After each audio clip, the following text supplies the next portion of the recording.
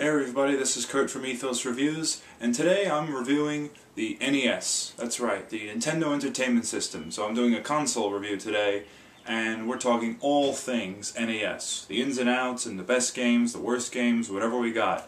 And maybe a little some quirks about the system you may not know of.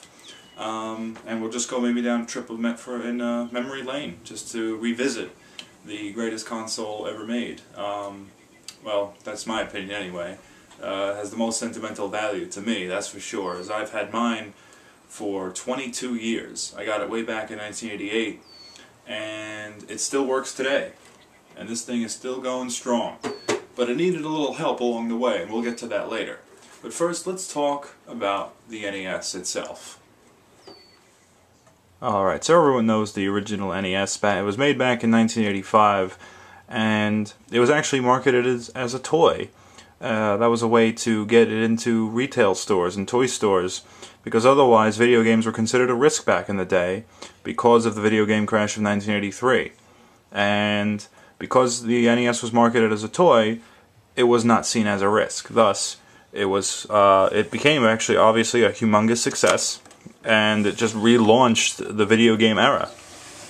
It started just an entirely new generation. And there's the good old RF switch capabilities in the back. They don't use those anymore. Everything's audio video these days. But otherwise, I mean, this is a great toaster oven design. The games go in there, and you know, they pop down and pop up. This is just a classic system. Great design. Okay, so there was a fatal flaw, actually, in the NES that I'm sure by now, I think it's common knowledge, but it was called the 72-pin connector. And I have one right here. This is actually the original one that I had in my system from 1988 till whenever, 2005, 2006. And around that, a couple of years ago, I actually replaced mine. I went on Amazon.com and I bought one of these for $10. And I followed an online guide, and I was able to replace the 72-pin connector, and now the system works like new.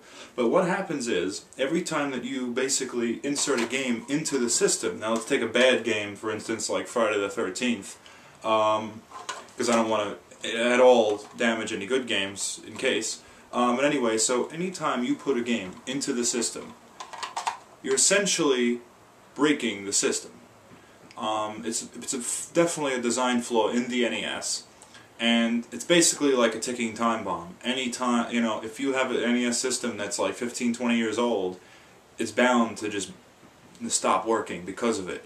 Now, every time you put a game in, there are little teeth that hold the game in place. And every time you put a game in, you're essentially bending every one of those little teeth. And now, unbending those teeth is a very laborious task, something that is beyond me. But after a while, you'll notice that the game's just, I mean, like this pin connector's shot. It just games just come right out. It's so worn out that it doesn't even read the games anymore. So if you get a brand new pin connector, it'll hold in there tight, and it will stay, and it will read the game almost instantly. So it's like getting a brand new system again just for another $10. So if we're talking NES, we gotta talk games. And I have quite a few, actually. I would say I have about 140, 150 NES games, and that's not all of them. I mean, there are about 800 NES games made, and it's just so hard to get them all. I mean, some of them are just so rare and expensive, it just seems almost impossible. But if you're truly a hardcore collector, you can go for them all. But as you know, the NES is obviously known for having quite a few classics, like, say, my favorite game of all time, Mario 3. But it's also notorious for having quite a few bombs. And we talked about Friday the 13th already, and that one was horrible. But there are also some others, like Bible Adventures, and that game is just awful. Let's see, there's WrestleMania for the NES. Very bad. Also some random bad games like Low G-Man. This game's terrible. But I mean, there are also quite a few good classics out there. We all know and love Contra. And there's also this one, which many may not know of, actually. It's called Vice Project Doom. I wrote a review about it on Ethos Reviews if you wanted to check it out. And also, you know, there's games like Kid Icarus or Mega Man 6. Those are all really good as well. And there's also Faxanadu or Fazanadu, whatever you want to call it. And there's also Renegade and Rad Racer, RC Pro-Am, tons of classics. So the NES had quite an extensive library. So there were quite a few accessories for the NES as well. Now I certainly don't have them all. I only have a select few in my collection. But anyway, so we all know the familiar rectangular controller, good and true. There was also the NES Max controller, which enabled you to have a turbo, so you can have rapid fire. The NES Advantage joystick I always thought was the best one. Really well put together. And this also had turbo capabilities. I think it was the best peripheral controller made for the NES. Definitely awesome stuff. You put it on the table, put it on the floor. I mean, this thing is just great stuff. There's also, I mean, a couple of years back, GameStop was clearing out anything NES oriented, and I ended up picking up this controller amongst many other games. Now, see, it was listed for $5.99, but I only paid 1 cent for it. That's right, 1 penny. And now I have a flurry of other controllers, so I never opened this one. So I guess if it doesn't work, well, I guess I'm not getting my penny back now.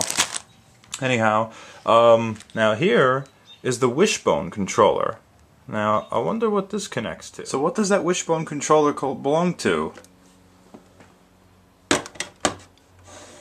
The NES 2. Released in 1993. It was only for $49.99 when it came out back in the day. And it's only half the size of the NES, and it actually did not have any of the design flaws that the original NES had.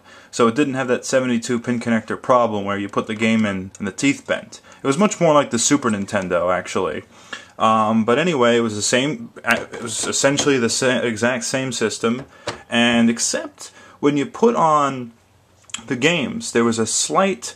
You could see slight vertical lines on your television screen because there was the RF shielding in this system was a little bit weaker than the original system. Other than that, I mean, you barely notice the difference. Actually, if you're really looking hard, you'll notice. But otherwise, I mean, it's just great and it's very reliable, and it's been working for all these years later. Alright, so there's a lot to say about the NES, and there's still so much more that would go unsaid. But you only have so much time in a video. So before I go, I want to just show you some clips of some great games, and I'm sure everybody loves to see that. Anyway, so the NES was around until around 1994 or so, and until it was finally retired. One of the last games that was ever made for it was Wario's Woods. Pretty solid game. I think there was something else after that, but it might have been a little obscure. But anyway, so the NES was obviously classic, and certainly my most favorite system ever, with tons of sentimental value. So, another thing that the NES was actually known for was its great music. And music in video games is obviously a huge thing, and I think the NES just started it all. So, that's for next time. But for now, let's take a quick look at some of the great games.